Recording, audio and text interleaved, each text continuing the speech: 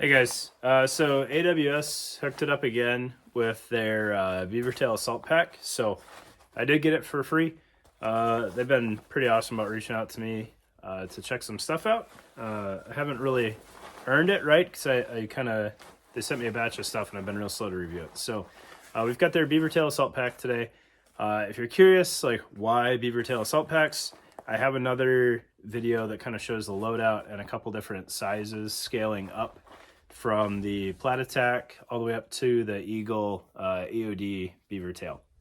So this is kind of right in the middle. I think it's a little bit bigger than a Yote or the traditional Eagle, but definitely smaller than the EOD one. So we'll get it down on the table and take a look at it. But if you're kind of curious what you could actually fit in one of these things, take a look at that other video too. All right, so let's take a look at this thing. All right, so looking at the AWS Beavertail Assault Pack here. I should have checked the price on this beforehand. I'm sorry, guys. I think it's right around 170. So it's not like, you don't go into it too lightly, but it's not an exorbitantly expensive pack. All right, so it is very, very, very similar to the Eagle Yotes and all the other Beavertail packs out there. I'm a big fan of Beavertail packs, depending on what you need to carry and how the size works out for you. So the EOD version on top of an AVS with harness and core ice vent pack was not fun. I didn't enjoy it at all. But over top of regular plate carrier, they're just fine. All right, so this thing has a pretty standard layout to it. So you've got the bottom kind of night vision or drum mag pouch here.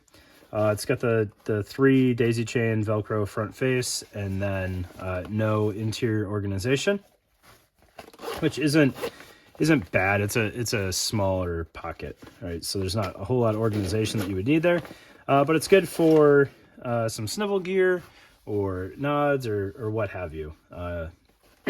It's a good usable size.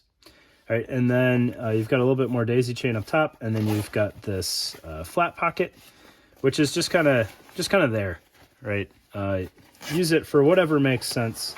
It doesn't have any true volume to it, so notepad or some other flat item. Signal panel. You could put a whole signal kit in there. You could have like a MS-2000, VS-17, your mirror, a buzzsaw, and that would all fit in there pretty well. Right? And then you get to the Beavertail portion here. What I do really like about the AWS version, and some of the Eagles and some of the other brands out there have it, is it's got the zip-off Beavertail. All right, so Beavertails, in my opinion, are super useful if you have things that make sense to go in there. So like a Chia fits in there really well. It keeps it handy so you don't have it in the main pack body, pull it out, and then all your stuff falls in there and you can't get it back in. The Beavertail works really well for a Chia or some snivel gear, stuff that you need quick access to that has some bulk to it so that it's not going to fall out. What's nice about this one is you've got compression straps along the sides, compression straps that secured on top, and then you've got compression straps on the bottom as well. So even if what you're putting in the Beavertail isn't huge, you can cinch it down pretty nicely.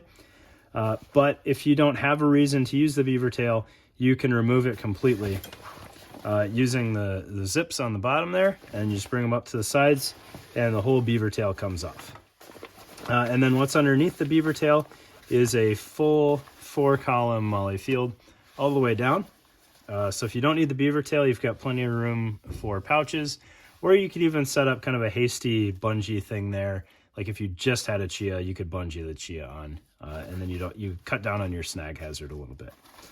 At the top of the Beavertail, you've got a zippered pocket, which runs right to this stitch line here. So it's not huge, much like this one, just a little bit bigger. On the sides, I do believe this is where it gets a little bit bigger than the Eagle. You have a full 3-column Molly field on the side, which is nice for things like hook and line kits or Nalgene bottles that take up a little bit more than 2 columns, even though they may mount on 2. They tend to take up a little bit more, so you can kind of mount it further away from you, and then it'll fill in kind of this one column, and or you can go the other way and it'll kind of wrap around your plate a little bit. Looking at the main pack portion here, got a lot of volume in there. No internal organization other than a bladder sleeve there. It's kind of a elasticized top and some mesh. One interesting thing is it doesn't have a hanger in there, which is kind of a bummer. But you could tie a toggle in there or something coming through that routing hole to help hold it up. It does have a frame sheet in there, which I haven't found access to, so I don't believe you can pull it out. But the frame sheet definitely helps keep everything riding over your plates nicely. There are 3 routing options here, so you've got top, center, and then one on each side, which work well for antennas and whatnot. If you're running bladder hoses through there, you're probably going to have to take your mouthpiece off to get the hose through and then attach it back on. There's just not a lot of give in that hole. You might be able to work certain mouthpieces through there, but your larger ones with like the cap on it, you're not going to get through there. Each of those is protected by a little bit of elastic though, which helps keep some debris out. And then you've got a daisy chain kind of running across the top. I've never found a super solid use for that daisy chain. That's not to say that one doesn't exist, but you could put some webbing there or some paracord and tuck it in after you had it all policed up and everything.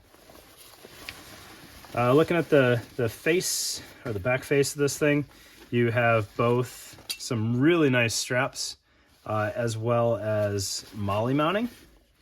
So I'm not super huge on mounting these directly to armor. If you've got like a zip off panel with molly on it, that works okay, depending on what vest it's on.